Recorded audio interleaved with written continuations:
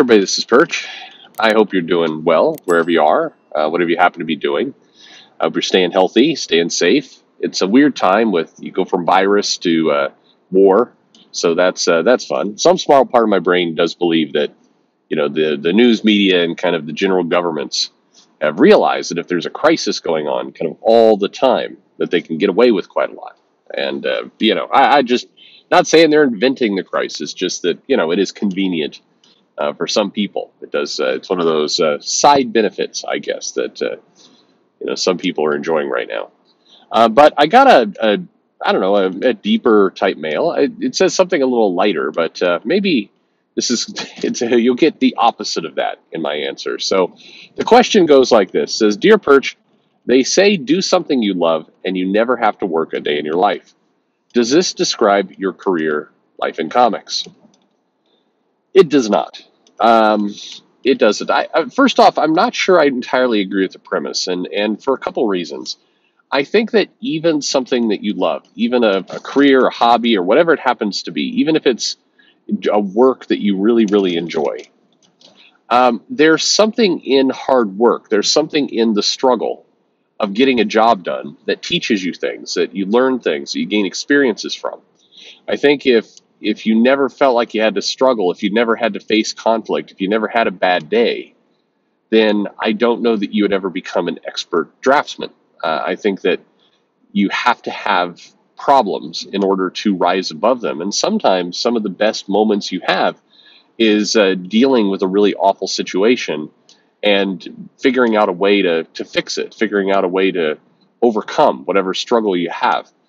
So I mean, obviously that's a pretty famous quote, and I understand the premise of it, which is, don't be a drone, don't work in a terrible position, don't settle, keep struggling until you find the right fit for you. And I think that's good advice. It's certainly advice I tell my kids.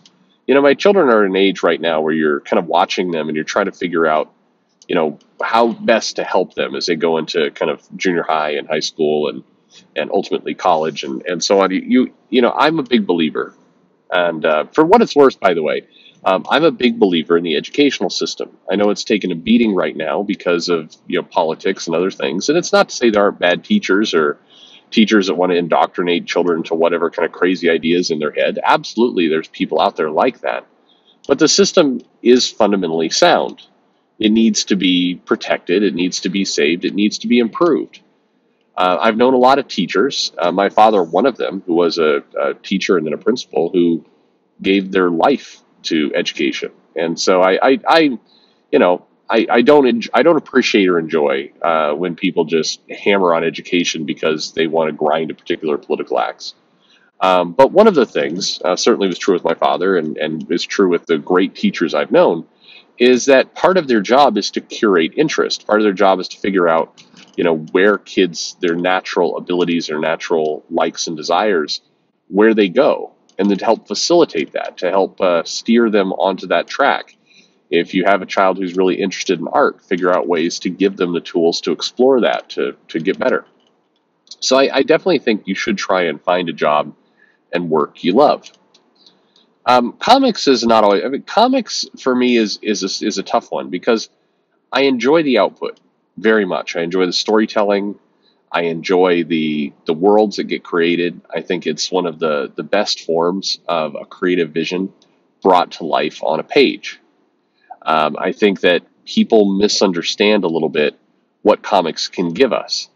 They can give us stories. They can give us art. They can give us worlds. They can give us a creative vision that really is the truest to what's in the head of the creator. More so, movies and music are often limited by the tools. Comics is the purest form of at least mass-produced material. I mean, I think you'd have to go to fine art paintings and sculptures and other things to get a more raw, more true form. But comics it's a beautiful thing, and I love what comes out of it. Where it's not fun is, it is kind of the combination of the things I talk about on this channel a lot. It's the people who abuse that wonderful gift that we've been given. It's the people who misunderstand kind of the power of storytelling and instead try and kind of mass market, things. But even worse than that. So here's an interesting argument I remember having back in the 90s. I remember being in the comic shop, and I remember talking to a person who worked there at the time, and I remember saying, I hate how Marvel, in particular at this moment, keeps just churning out the same stuff. They figured out that Jim Lee on X-Men sells well, and so what they're going to do is they're going to go out there and try and find cheaper versions of Jim Lee or Rob Liefeld, and they're going to just clone X titles, and with no care, they're just going to mass market this title, and they're going to run it completely into the ground, and they're going to ruin what was special and magical about Jim Lee and kind of some of these early issues that were really good. And today, but in fairness, I remember the guy I was talking to is like, "Oh, that's how they make money." I'm like, "Yeah, I mean, I hate this, but clearly there's some people in upper management who are seeing the dollars and following the dollars. They're producing what sells, producing what works." Now, fast forward to today, and it's more frustrating than that because in many cases there's obvious ways to make money. There's obvious ways to cater to your audience, and the companies aren't doing that. So not only is a lot of this stuff come off as careless from time to time, or the other things we've talked about, you get a good penciler and then you ruin it with inks, or you don't communicate with your writers so they don't know what's going on, how long their runs are going to last, or you get people who have an interest in bringing a comic to life and you just don't communicate with them, you don't talk to them. I mean, there's really fundamental problems in the business, and none of that is fun to me. None of that is enjoyable, and I no longer even have the excuse of I don't like this, but at least they're chasing the money to fall back on. There's not even the boring capitalist answer anymore. It's just incompetence, and incompetence isn't fun. I know that for many, particularly here on YouTube, incompetence has become the fuel that makes them makes them money and gets them subscribers. That's what incompetence does. But it isn't enjoyable. I would much rather have not have the channel. I mean, the channel, as I've said, is just a hobby. But I'd rather have no subscribers and a drama-free, functioning, well-produced industry where there's a lot of different types of comics, something for everyone. People are treated well with respect. The money is a little bit better, so I don't have to see GoFundMe's all the time. Like it's just a healthier world. That's what I would like, and not having it, it's not always fun. It's not fun dealing with Diamond on a logistical level. It's thoroughly lousy. It's not fun dealing with various city laws that change, where suddenly you've got additional taxes and you've got other materials. It's not fun trying to parse whatever the publisher decided to do for solicitations, and you're trying to figure out your orders. It's not fun having to fire an employee that is bad, that can't do their job well, but doesn't have enough maturity to know why they're not doing their job well. It's a common problem. There's a lot of things about the job that's not fun. The things I enjoy are at the end of the day the core comics themselves, and you can't take that away from me. I think there's a lot of current commentary on all the comics suck, burn the industry down, all that kind of stuff. And I'm sorry, I am still able to find comics every month that I enjoy. And, no matter what agenda, frankly, people have to the contrary, whether they're the publisher or whether they're the fans, I'm still able to find comics I read, and I enjoy that. And I enjoy the interaction with customers, particularly ones that don't agree with me. Those are some of the best discussions. Now, to be fair, what used to be don't agree with me was things like I view it a different way, and you talk like reasonable men or men and women or adults, functioning adults. The arguments that go on social media are garbage town. And I've just gotten, I've changed my Twitter habits for sure.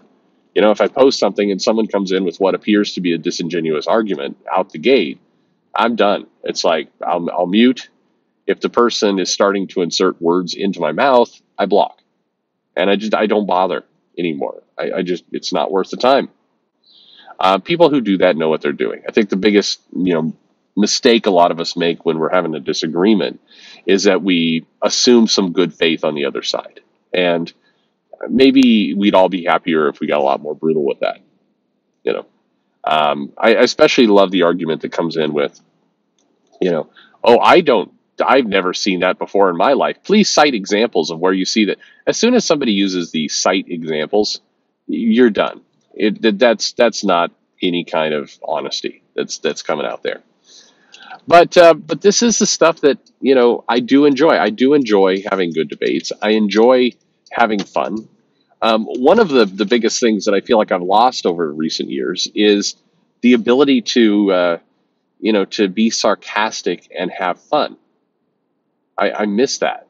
I really, really do miss that. I miss being able to kind of go out there and make jokes about comics and not worry that my joke was going to be misinterpreted, or some person with the ultra thin skin is going to be like, I can't stand that, and that stuff. Comics is best when we're a little sarcastic, when we are have a lot of heart for what we're reading, and we can poke fun at ourselves. That's healthy. I this new world is not terribly fun. In terms of the other stuff I do outside of comics, the tech consulting and all that, sometimes it's fun, sometimes it's a grind. It all comes down to about the same thing. It's funny whether you're in technology, whether you're in pharma, whether you're wherever you happen to be. If you work with good people, if you're able to have honest conversations, it tends to work out, and you're able to get things done. I wish comics was more fun for everybody. I know a lot of creators are not, it's in the grind phase of their career. They're not particularly having fun. I think that the dynamic between the creators and the publishers, the editorial, has probably never been as bad as it is right now. In terms of kind of what people think of each other, kind of how a lot of the creators feel about editorial. I think that there's a very, very deep gap between the two. And it's, a lot of kind of very junior, very immature behavior. No, not the kind of tweets stuff you see on Twitter, but just fundamentally how people interact with each other, how they get back to each other. It's, I don't know. I have never seen an era in comics where it was so broken between those two groups. And I feel like that's something that, is destined for a bad place unless it can get corrected. Well, I mean, we're already in a bad place, but destined for a worse place unless we can get that fixed. That's my car telling me that it's cold outside, and the air pressure on my tire has fallen, -1 below where it should be, which is one of these features on this car I'd like to destroy. Anyway, sorry for the more long-winded answer to your question, but there you go. I think we should all enjoy comics more, and I look forward to doing that someday. Thanks for listening.